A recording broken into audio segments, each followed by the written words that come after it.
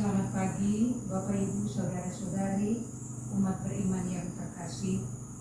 Marilah sebelum kita mendengarkan dan merenungkan sabda Tuhan, kita awali dengan berdoa. Dalam nama Bapa dan Putra dan Roh Kudus. Amin. Allah Bapa yang penuh kasih, kami bersyukur dan berterima kasih atas penyelenggaraan-Mu dalam seluruh kehidupan kami. Kami bersyukur karena Engkau telah menyertai sepanjang istirahat malam tadi hingga di pagi hari yang baru ini. Engkau masih memberikan kami kekuatan, kesehatan, dan nafas hidup. Terima kasih Bapa untuk pemberian rahmat dan berkat-Mu yang senantiasa memampukan kami untuk boleh menyalurkan kasih-Mu dalam tugas karya pelayanan, terlebih membawa rahmat dan berkat-Mu kepada sesama kami. Semoga rahmat Roh Kudus senantiasa menjiwai hati, budi, dan pikiran kami, agar sabda yang akan kami renungkan bersama senantiasa menjadi pedoman dan terang dalam perjalanan tugas karya pelayanan sepanjang hari ini. Doa ini kami sampaikan kepadamu dengan pengantaraan Kristus yang hidup kini dan sepanjang segala masa. Amin. Marilah kita mendengarkan sabda Tuhan. Inilah Injil suci menurut Lukas. Dimuliakanlah Tuhan.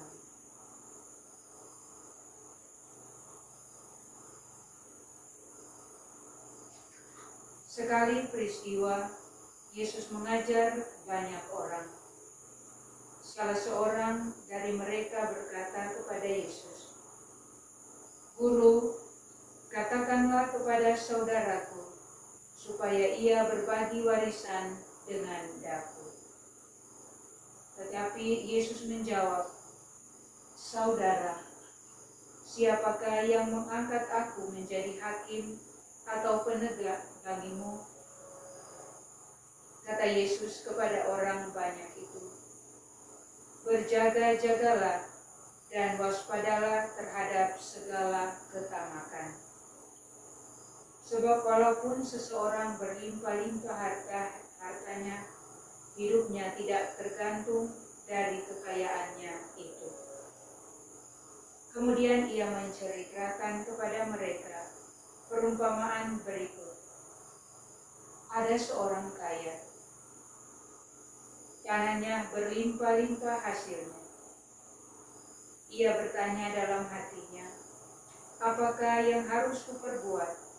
Sebab aku tidak punya tempat untuk menyimpan segala hasil tanahku." Lalu katanya, "Inilah yang akan kuperbuat. Aku akan merombak lumbung-lumbungku, lalu mendirikan yang lebih besar, dan aku akan menyimpan di dalamnya segala gandum serta barang-barangku. Sesudah itu, aku akan berkata kepada jiwaku, 'Jiwaku, ada padamu banyak barang, tertimbun untuk bertahun-tahun lamanya. Beristirahatlah, makanlah, minumlah, dan bersenang-senanglah.'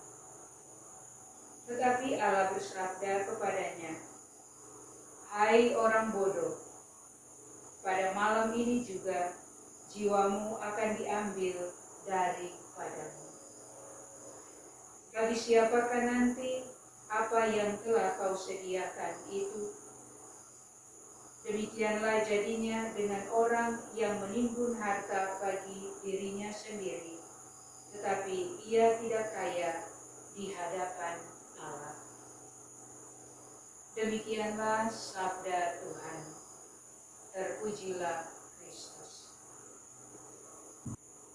Saudara-saudari seiman dalam Yesus Kristus, Injil yang baru saja kita dengarkan bersama memberikan perhatian khusus kepada kaum miskin dan seringkali mengingatkan kita terhadap keserakahan. Hidup seseorang tidak terjamin oleh apa yang dimilikinya.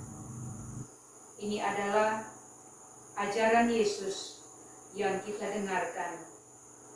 Berbahagialah hai kamu yang miskin, dan merupakan ajaran pertama dari sabda bahagianya. Namun sangat sulit bagi orang Yahudi untuk mengerti dan mencernahnya, sebab kekayaan dianggap sebagai berkat dari Tuhan. Dalam bacaan Injil yang kita dengarkan, mengajarkan kepada kita bahwa harta benda dapat menjadi Allah palsu, dan orang-orang sering menyembah Allah-Allah semacam itu. Dalam pengalaman kita, orang-orang seperti itulah yang paling berkekurangan. Sebab mereka tidak benar-benar memiliki apa yang harus mereka miliki. Apa yang mereka miliki tidak memuaskan dalam kehidupan mereka, dan hanya menjadi umpan untuk akumulasi lebih lanjut. Keserakahan adalah jurang maut dan tidak ada yang dapat memenuhinya. Saudara-saudari yang terkasih dalam Yesus Kristus, bagaimanakah kita dapat mengukur kekayaan dalam hidup kita? Biasanya kita mengukurnya dengan memeriksa beberapa banyak yang kita miliki, tetapi kenyataannya adalah bahwa kekayaan kita yang sesungguhnya terletak pada apa yang kita berikan dengan cuma-cuma kita berikan kepada Tuhan dan sesama kita, yakni waktu, tenaga, pengetahuan, sikap penuh kasih, senyuman yang indah, sentuhan yang meneguhkan. Semua ini akan menjadi sangat menentukan kekayaan dalam hidup kita. Sebab hidup kita sangat tidak pasti, dan harta yang kita kumpulkan untuk kehidupan kekal yang akan sangat bermanfaat bagi kita. Orang kaya dalam Injil hari ini disebut bodoh justru karena alasan ini. Ia memiliki segalanya hanya untuk dunia ini dan tidak menghasilkan apapun untuk kehidupan kekal. Ia merasa puas dengan dirinya sendiri dan tidak pernah memikirkan orang lain. Ia bergantung pada dirinya sendiri dan bukan bergantung kepada Tuhan.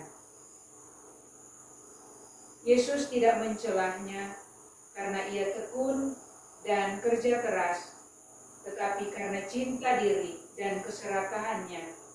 Ia berpikir bahwa ia telah berhasil untuk bertahun-tahun yang akan datang.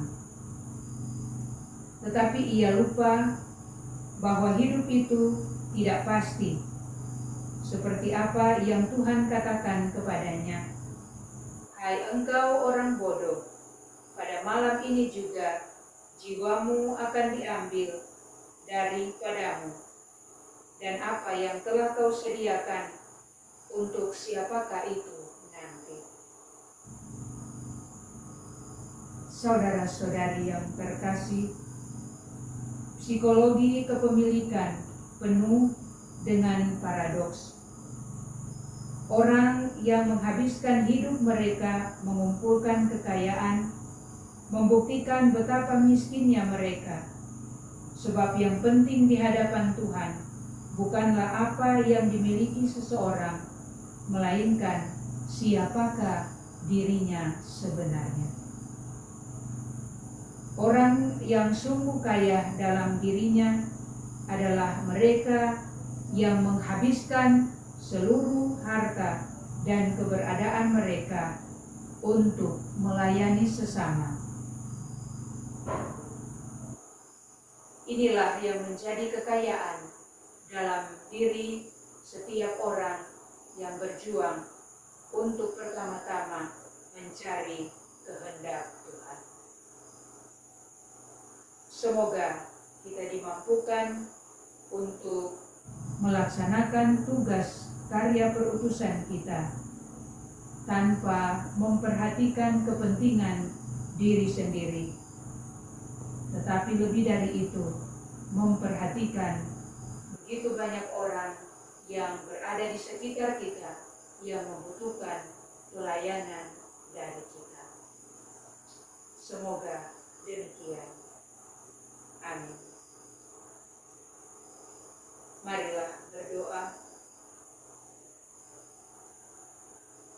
Allah Bapa yang penuh kasih, kami berterima kasih atas penyelenggaraanmu dalam seluruh kehidupan kami. Kami bersyukur karena Engkau selalu menyatakan kasih dan kemurahan-Mu dalam seluruh perjalanan kehidupan yang senantiasa Engkau nyatakan kepada kami.